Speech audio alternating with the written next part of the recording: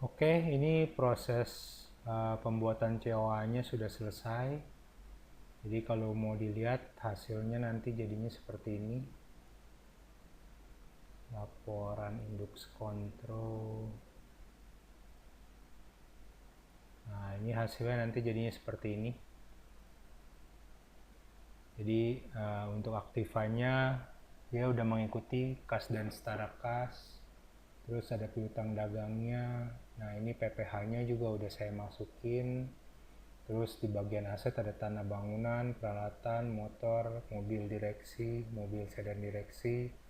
Terus akumulasi penyusutannya. Kemudian ada asetnya. Nah, di sini ada kewajibannya juga, hutang. Terus ada modalnya.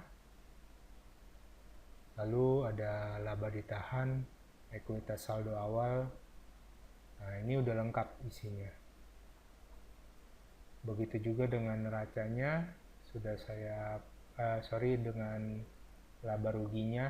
Jadi ini udah saya contohin juga. Nah, ini hasilnya. Kalau hasil dari COA-nya.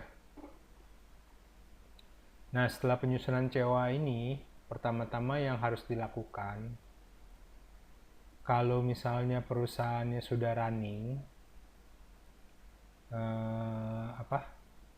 kita coba melakukan penginputan stok dulu. Karena untuk menginput daftar akun kas dan bank ini gampang, tinggal diklik 2 kali, masukin aja saldonya di sini, udah jadi. Tapi yang paling penting itu biasanya yang pengerjaannya cukup lama adalah persediaan barang dan jasa ini. Nah, jadi ini harus diinput satu-satu kalau stok barangnya sudah ada. Saya mau contohin, misalnya persediaan barang saya udah ada, udah di perusahaannya itu udah running, jadi saya akan contohin beberapa di input di dalam barang dan jasa ini. Sebelum melakukan penginputan barang dan jasa, terkadang kita menggunakan barang itu yang ada multi unitnya. Multi unitnya itu maksudnya gini, kita beli barangnya 1 dus, tapi 1 dus ini isinya 12 piece. Nah, supaya kita nggak nginput lama-lama, nggak nginputin stoknya banyak, jadi kita nginputnya langsung aja. 1 dusnya itu isi berapa. Nah, saya mau contohin sebelum semuanya dibuat, kita bikin dari kategori barangnya dulu. Jadi saya contohin untuk membuat kategori barang dan juga multi unit, kita masuk ke persiapan dulu, kemudian di preferensi. Nah, di bagian fitur, nah ini ada multi unit. Jadi kalau udah dicontreng nanti bisa pakai multi unit. Lalu kita pencet OK. Terus kemudian di bagian kategori barangnya ini kan masih kosong nih. Jadi kita bikin dulu di daftar persediaan. Nah, ini daftar persediaan kategori barang. Saya contohin beberapa dulu ya. Jadi untuk barang-barang ini biasanya kalau di komputer itu berarti adanya speaker. Oke. Terus bikin lagi speaker, hard disk, flash disk itu saya masukin di storage. Storage. Terus setelah storage, monitor. Kemudian ada lagi memori.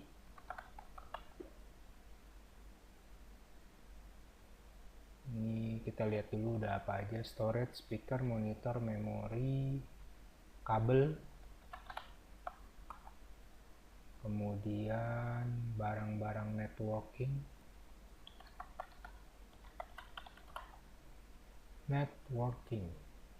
Oke.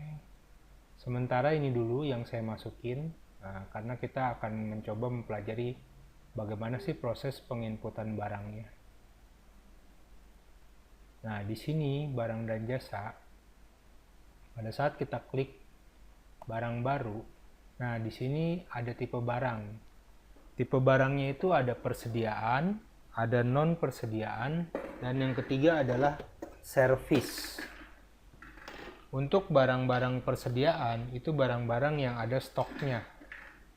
Jadi contohnya kita mau bikin contoh satu barang dulu. Ini saya pakai nomor barangnya 6 digit.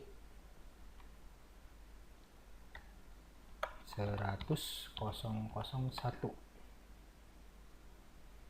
Oh, 00 dulu. Saya mau bikin ada sub itemnya. Jadi di sini untuk storage itu saya akan masukkan di sini namanya storage juga. Atau jangan flash disk. Jadi kemudian kita masukin ininya di bagian storage.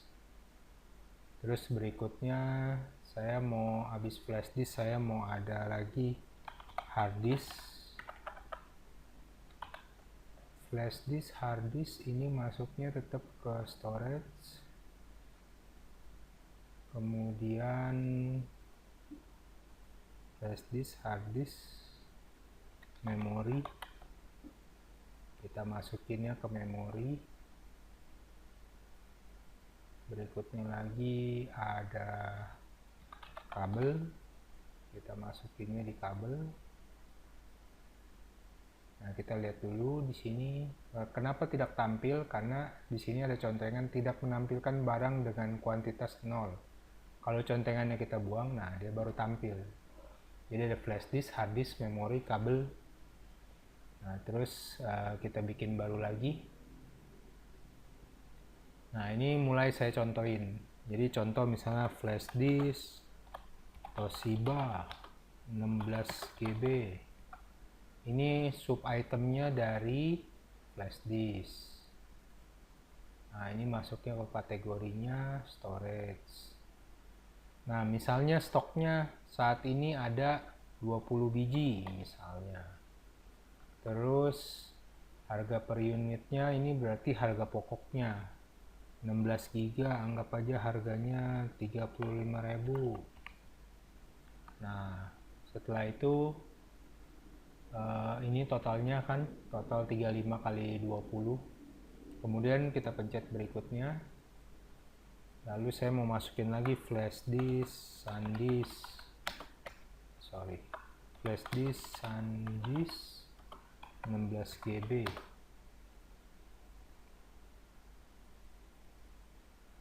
Sub itemnya sama ke flash disk, kategorinya storage. Nah, misalnya jumlahnya ada 25 biji, harga per unitnya misalnya 37.500. Kemudian berikutnya lagi saya mau coba hard disk Seagate 1 tera. Sub itemnya masukin ke bagian hard disk di kategorinya storage. Jumlahnya misalnya ada 5 biji dan modalnya anggap aja misalnya 950.000. Nah, kemudian berikutnya lagi ada hard disk Seagate 2 TB. Sub itemnya sama, memori. Sub itemnya itu hard disk, kategorinya storage, jumlahnya misalnya ada 4, harganya yang 2 tera anggap aja 1.200.000. Kemudian oke. Nah, kita setelah ini kita bisa lihat diperbarui. Nah, di sini udah mulai muncul nih. Ada flash disk, ada hard disk. Saya contohinnya sedikit dulu ya, 4 dulu. Nah, dari sini, ini kan barang-barang dengan persediaan. Bagaimana dengan barang yang non persediaan? Saya kasih contoh. Barang non persediaan adalah barang yang kita beli untuk kita pakai. Jadi nanti dia masuknya ke biaya, bukan masuk ke persediaan kita. Karena dia nggak ada persediaannya. Contoh barang yang biasa kita pakai adalah ATK atau alat tulis kantor. Ini kategorinya nggak usah saya bikin. Ini yang penting non persediaan. Terus atau jangan alat tulis kantor lah, peralatan tapi nanti dicek. Ya udah, alat tulis kantor.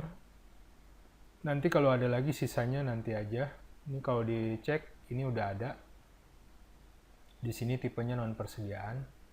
Kemudian saya kasih contoh lagi baru, ini untuk servis. Jadi servis ini ya servis, misalnya jasa servis itu ya jasa, mau jasa servis AC atau servis apa, karena ini di bidang komputer, maka saya akan di sini masukinnya servis komputer dan printer. Kategorinya nggak usah saya masukin juga. Terus kemudian saya pencet OK. Nah, di sini sudah muncul ada servis komputer dan printer, alat tulis kantor. Nah, barangnya kita coba tambahin lagi untuk supaya lengkap ya, ada memori sama kabel. Jadi saya masukin aja. Contoh barang persediaan ini kan, memori Kingston 8GB PC, memori Kingston 8GB DDR4 misalnya. Masukin ke kategori memori.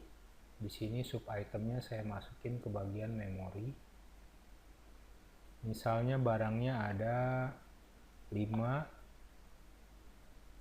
harganya misalnya 200.000. Lalu saya pencet berikutnya. Nah, terus saya masukin kabel Belden Cat 5E. Ini sub itemnya kabel. Kategorinya kabel. Nah, ini kuantitasnya ada, anggap kalau satu boxnya kan isi 300, anggap aja ada 2 box, berarti totalnya 600. Di sini unitnya meter.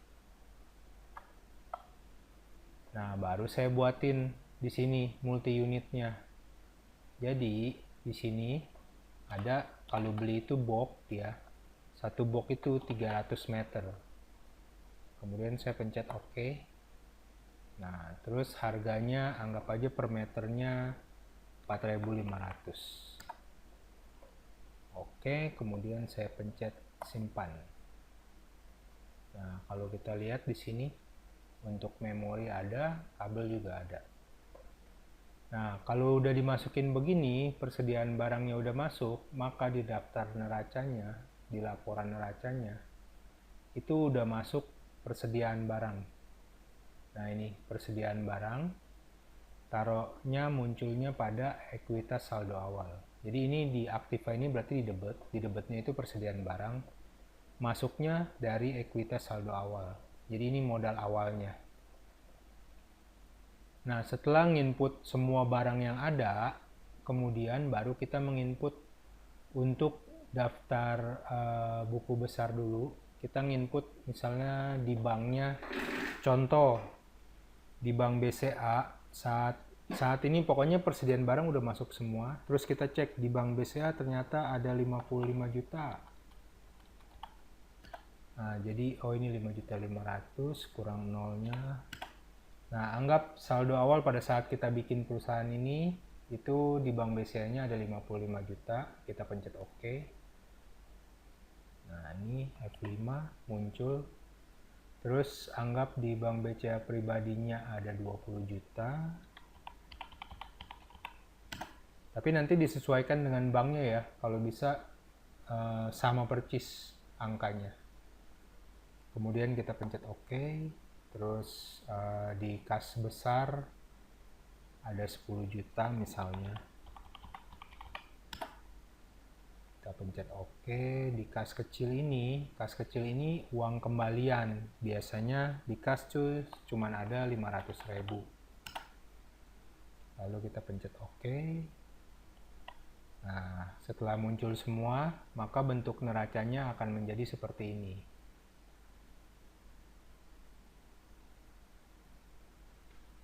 Nah, jadi persediaan barang yang udah diinput semua ternyata ada 14 juta. Kemudian kas di bank itu ada 8, kas dan setara kas itu ada 85 juta, kas di tangan itu yang berupa kas kecil dan kas besar itu ada 10.500.000. Jadi jumlah modal awalnya kita dalam membuka toko ini adalah 100.387.500. Ini karena barangnya yang diinput baru sedikit. Kalau barangnya udah diinputin semua pasti nilainya lebih dari ini. Tapi anggap aja seperti inilah untuk pertama kali mulainya. Setelah mulai, baru kita bisa running. Terus bagaimana kalau stok barangnya banyak yang belum ngepas? Misalnya pada saat kita nginput kayak begini, terus tiba-tiba udah ada penjualan lagi. Nanti kita bisa sesuaikan. Tapi sesuaikannya sambil running aja, pelan-pelan. Karena nggak mungkin sekali nginput langsung beres. Pasti nanti stok barangnya ada yang udah kejual, ada yang baru masuk, ada yang baru beli. Nah, nanti sambil running aja. Jadi untuk sementara setup pertama kalinya seperti ini. Semoga bisa dimengerti. Kita kembali ke modul yang berikutnya.